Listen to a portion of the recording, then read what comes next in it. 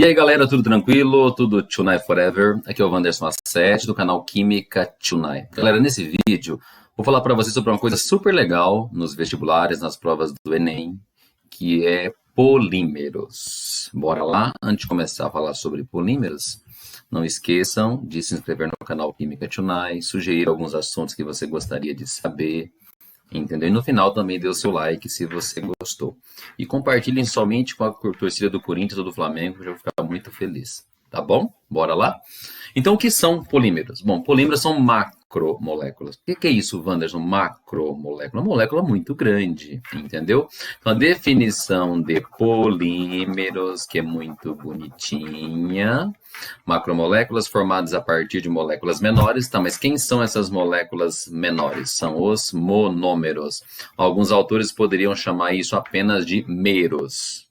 Beleza? Meros ou monômeros. A junção de vários monômeros vai produzir um polímero. Vamos dar um exemplo macro para as coisas ficarem bem simples. Quer ver? Finja que um monômero é como se fosse um clips metálico de prender papel. Beleza? E quando você junta vários clips, você forma uma corrente de clips. Essa corrente de clips representa o que para a gente? Polímero. Ficou claro isso? Então, a macromolécula não tem um limite definido de tamanho, entendeu? Às vezes você gruda 1.000, 2.000, 5.000, 15.000 monômeros para formar um polímero. Depende do caso, depende da sua aplicação, da sua utilidade. Tudo bem? Beleza? Mas definido, o que é polímero? Uma macromolécula formada pela junção, pela união de quem? De moléculas menores, que são os monômeros.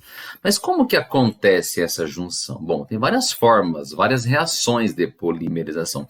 Mas as duas mais clássicas a nível de vestibular e de provas de Enem são reações de adição e reações de condensação. Então, a polimerização ela pode acontecer por adição ou por condensação. Como é que eu vou saber qual que é uma, qual que é outra? Olha que fácil. Nesse primeiro exemplo que você está vendo aqui, perceba, você está grudando duas moléculas de eteno ou de etileno. Óbvio que a junção de duas moléculas não forma um polímero, forma um dímero. Mas como esse processo se repete 1.000, 2.000, 5.000 vezes, no final das contas, você vai ter um polímero. No primeiro exemplo que você está vendo na sua tela, você está quebrando a ligação π, perceba, ó, aqui você tinha dupla, sigma e π. Aqui você tinha dupla, sigma e π. A hora que esses fragmentos se juntaram, não tem mais a dupla, só tem a ligação simples agora, só tem a sigma, a π desapareceu. Você percebeu que para que isso acontecesse, você teve que quebrar a ligação π e começar a grudar esses fragmentos de moléculas. Entendeu o que eu falei? Beleza?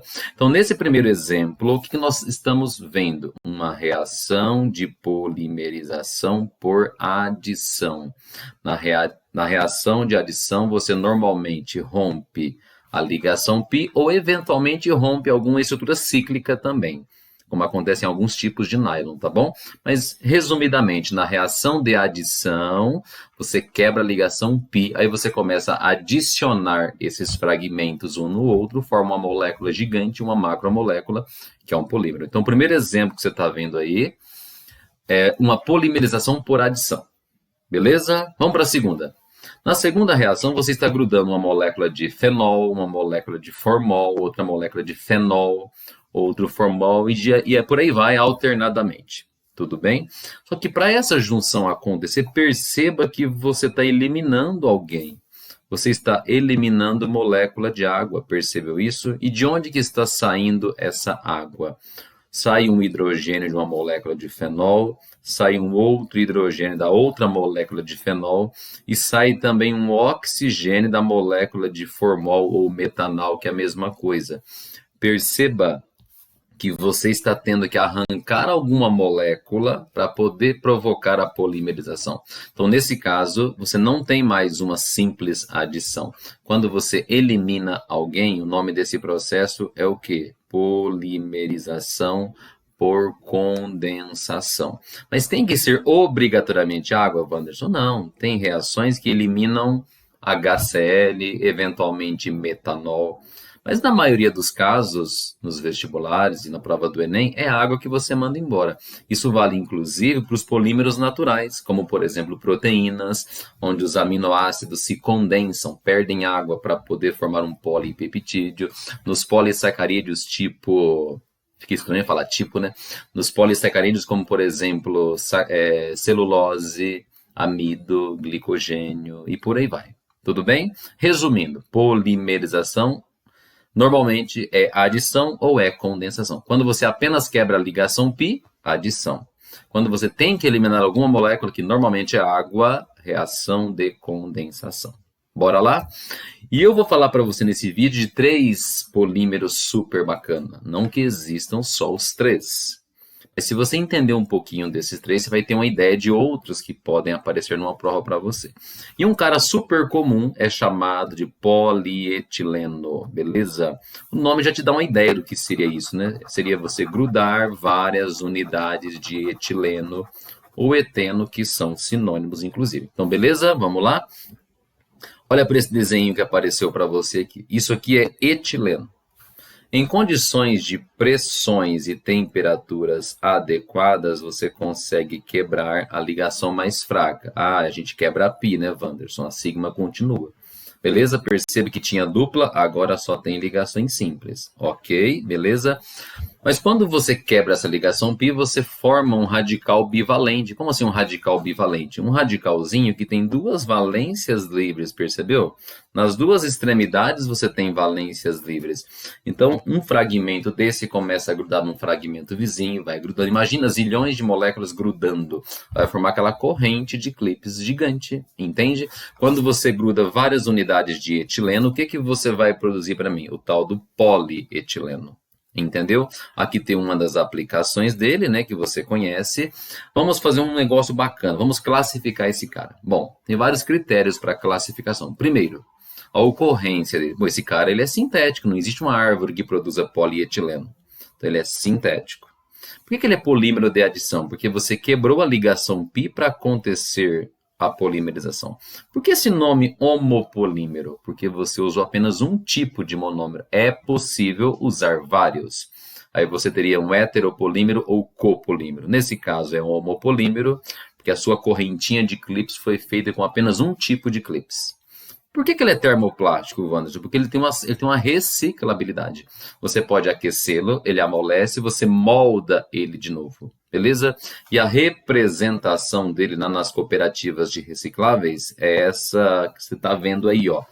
O triangulinho de retornável, de reciclável, entendeu? E o 2 é o código do polietileno. Se bem que dependendo da densidade, ele pode ser chamado também de polímero número 4, mas não vem ao caso. Beleza? Os termoplásticos normalmente são recicláveis. Bora lá? Beleza? Esse é um cara super bacana. Bom, aquele símbolo que você está vendo quer indicar que ele já é reciclável. E, portanto, ele deve ser termoplástico também. Beleza.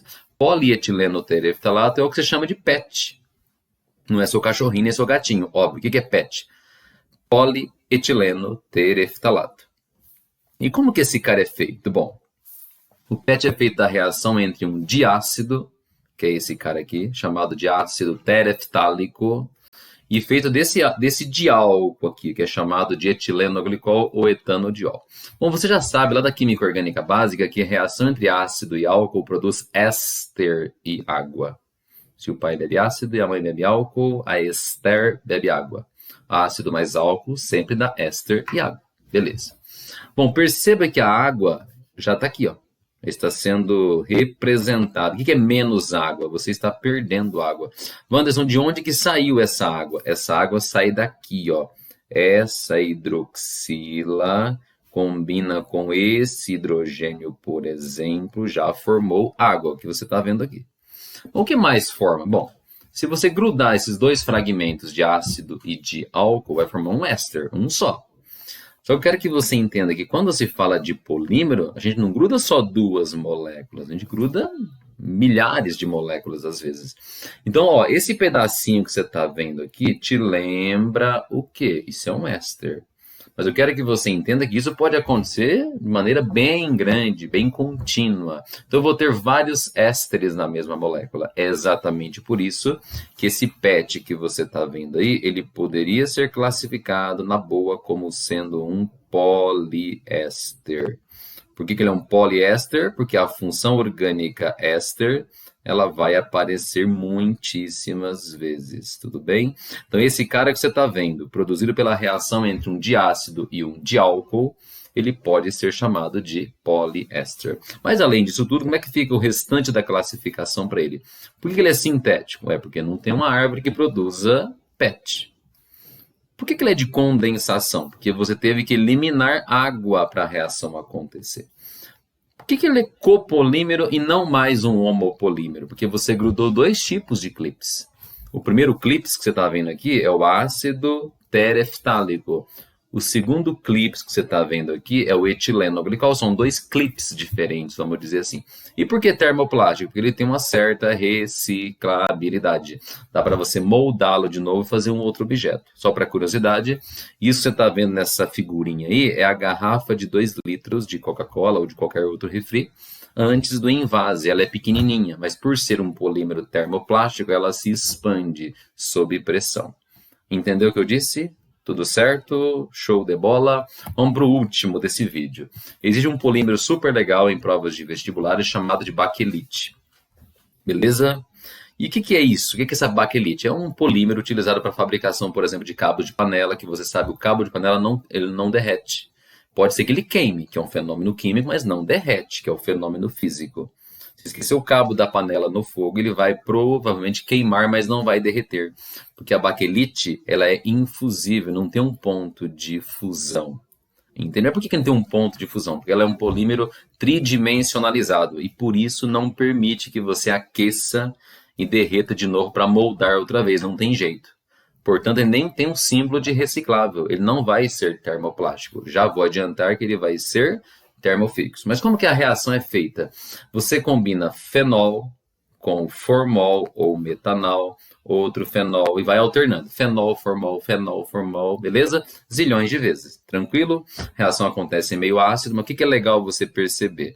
Essa reação libera água. De onde sai essa água? Atenção, hidrogênio daqui, outro hidrogênio daqui, mais o oxigênio daqui, formam o quê? H2O. Vou até escrever aqui para ajudar. Ó. Essa reação libera H2O. Se a gente está eliminando a água, é porque o fenômeno vai ser polimerização de condensação, beleza? Aí esses fragmentos começam a grudar tudo. Beleza? Ó, o fenol está aqui, esse CH2 veio do formol, outro fenol, formol, e vai alternando, molécula gigante, não vai grudar só 3. Eu coloquei 3 só para você enxergar de onde sai a água, mas você vai ter zilhões de moléculas grudadinhas, alternadas em um fragmento do fenol, fragmento do formol, fenol, formol, e por aí vai. Entendeu? Esse polímero maluco, super resistente, super tridimensionalizado é chamado de baquelite. Você pode chamá-lo também de um tipo de polifenol. Por que será? Porque você está vendo a função fenol se repetindo aqui. Ó. Aqui tem um fenol, aqui apareceu um outro grupo fenol, e apareceu outro. Enquanto o PET da garrafa era um poliéster, a baquelite é um polifenol, e só para curiosidade, o nylon seria uma poliamida. As proteínas também seriam poliamidas e por aí vai, tá bom? A classificação, como é que fica? Bom, o Wanda já avisou que ele é termofixo por não ser reciclável, não dá para moldá-lo de novo. Por que sintético? Porque não tem uma plantinha que produza baquelite naturalmente. Por que condensação? Porque você eliminou água. Por que copolímero? Porque você grudou dois tipos de clipes para formar essa correntinha, que é o fenol e o formol. Beleza? Entendeu a ideia? Então a gente definiu o que é polímero, quais as duas reações clássicas de produção de um polímero, e dei 3 exemplos muito comuns em prova. Polietileno, que se parece com o PVC, que parece com o estilo do poliestireno, que se parece com o processo de obtenção do polipropileno, do teflon e outros mais. Falei um pouquinho sobre PET, entendeu? Que é um exemplo de poliéster, que é muito parecido o jeito de produzi-lo, muito parecido com o nylon, que é um exemplo de poliamida, entendeu? E falei sobre um exemplo de um polímero que é termofixo. Beleza? Espero que vocês tenham entendido. Um grande abraço, galera. Até o próximo vídeo. Não esqueça de dar o seu like. Fui.